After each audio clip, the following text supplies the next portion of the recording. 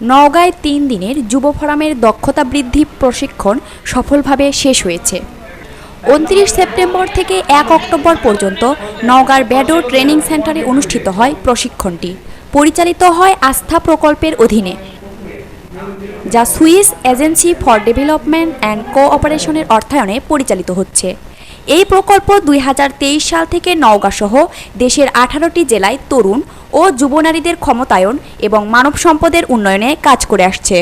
তার মধ্যে অন্যতম যোগাযোগ মাধ্যম এখন বর্তমানে হচ্ছে ফেসবুক এবং মেসেঞ্জার, যার মাধ্যমে আমরা তথ্য, বিভিন্ন ডকুমেন্টস, ছবি, ভিডিও এবং এই যে ৩০ জন মানুষের সাথে আসা, এবং আমি এর আগে ঢাকা পর্যায়ে আপনারা এখানে বললেন যে আমরা গত এক সপ্তাহ আগে আমার প্রোগ্রাম ছিল। যুব উন্নয়ন অধিদপ্তরের নওগাঁ উপপরিচালক জনাব মোহাম্মদ জাবেদ ইকবাল তার বক্তব্যে বলেন, যুব নেতৃত্বের বিকাশ সমাজের উন্নয়নে গুরুত্বপূর্ণ ভূমিকা পালন করবে।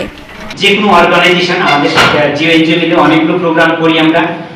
আমার কাছে গেলে আমি চেষ্টা করি যুবদের আমি কিভাবে আত্মকর্মসংস্থানে ইনভলভ করব। তার কারণটি হচ্ছে যে আত্মকর্মসংস্থান বা কর্মসংস্থানে জড়িত করতে পারলে আমরা মাদক বিরোধী, আমরা সন্ত্রাসবাদ, আমরা জঙ্গিবাদ অনেক কিছু থেকে দূরে থাকব।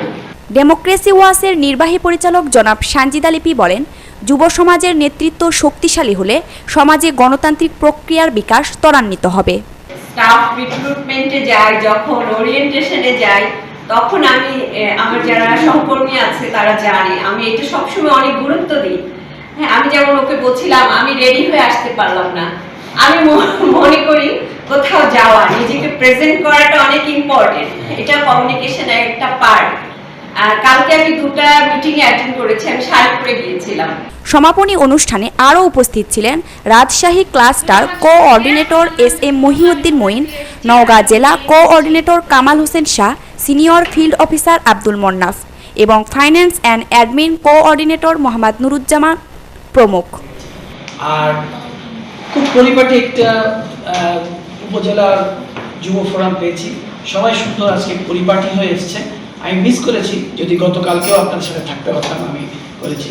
তবে আশা করি আপনারা আমাদের এই ডাকে, এই অতিথিত্ব নিয়েছেন বা কিছু জেনেছেন, যেভাবে আপনারা এসেছেন কষ্ট করে, আগামীতেও আমাদের সাথে এইভাবেই থাকবেন, এই আশা ব্যক্ত করে শেষ করছি। অনুষ্ঠানের সাংস্কৃতিক পর্বে অংশগ্রহণকারীরা তাদের প্রতিভা প্রদর্শনের মাধ্যমে কবিতা আবৃত্তি, নাচ এবং গান পরিবেশন করেন।